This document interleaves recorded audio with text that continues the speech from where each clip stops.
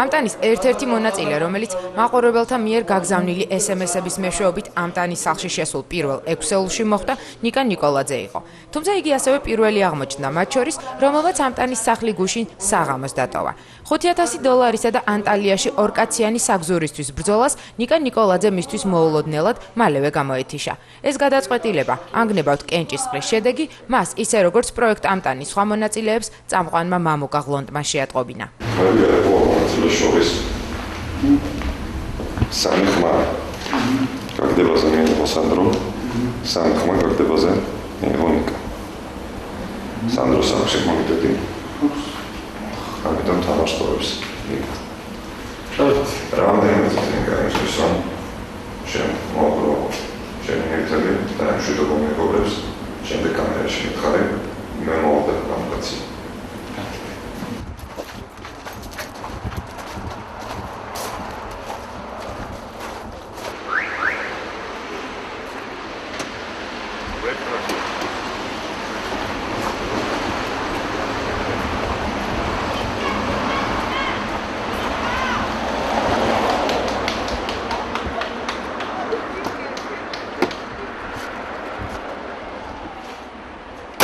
ფერადი სახლიდან გასული მოთამაშე ნიკა ნიკოლაძე პირველი აღმოჩნდა მათ შორის, რომელიც დანარჩენ ამტანებთან ერთკვირიანი თანაცხოვრების დეტალებზე კვირის ინფორმატორს ვრცლად ესაუბრა.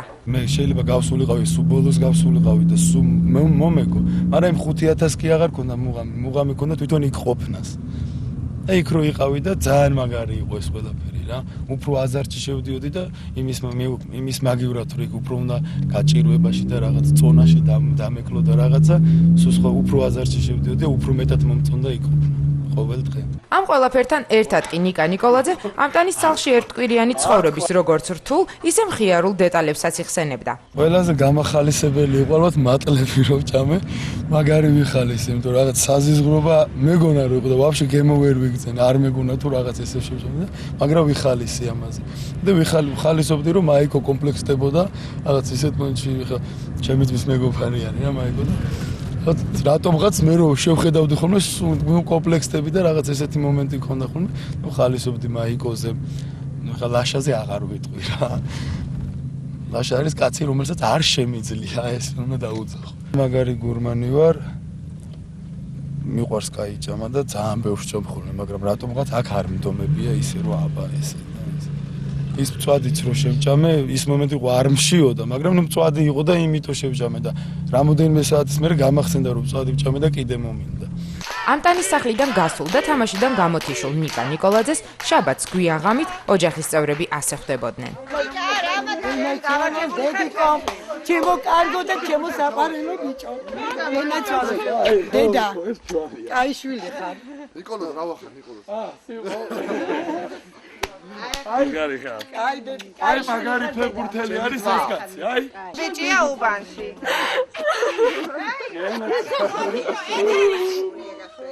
ივანი. ეხუნა. სათო დიდი ხარ გოგო.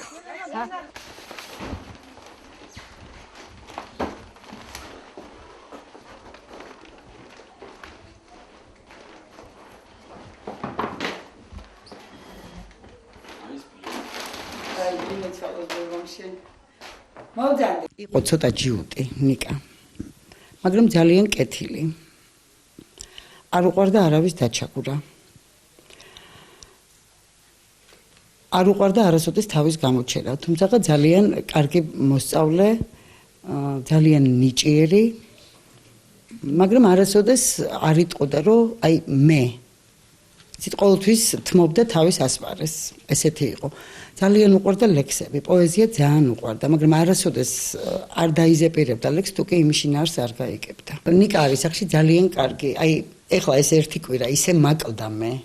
ისე მაკლდა, რომ აი არ გაგიჟებული ვიყავი, იცით, ყველანაირ პრობლემას ისე მომიგვარებს, ისე მიდგას გვერდში, რომ არ ვიცი, ძალიან კარგია. ჩვენ ძალიან დიდი მეგობრები ვართ, იმიტომ რომ შეუძლია თავისუფლად გული გადამიშალოს და მეც ესე ვარ.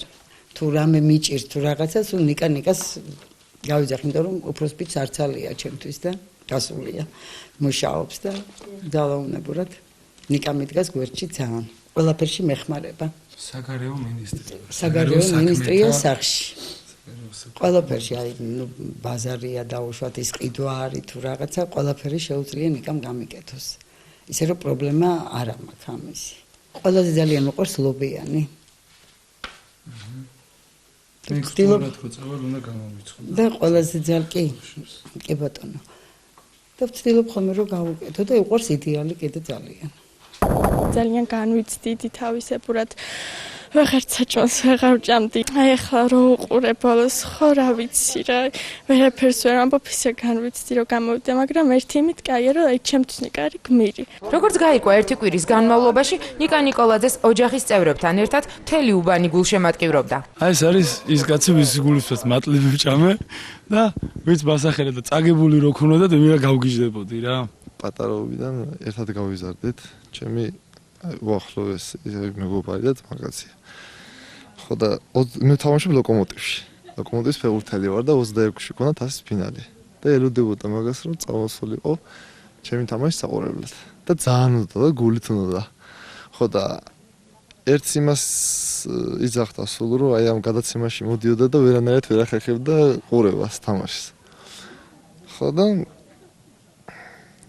გადაწყვიტა რომ სულ უნდა რომ ანგარიში გამაგებინეთ რო იძახდა გამაგებინეთ ანგარიშიო და რასაც გინდათ იმას გავაკეთებო და ჩემი გულიზე რო გავიგე მე პირადად ვერ უყურე ტელევიზორში მაგრამ რო გავიგე რომ ჩემი გულიზე უჭამია 5 ცალი მატლი მოგიგუშ ხო აი არ ვიცი უბრალოდ რა ერთი გადაუხადო ეგ მატლობა რა პირველი რეალური შოუ ამტანის პირველი მოთამაშე, რომელიც ხშირად ღირსეულის ეპითეტითაც მოიხსენიებოდა, თამაშს ყოველგვარი დრამატულობის გარეშე გამოეთიშა.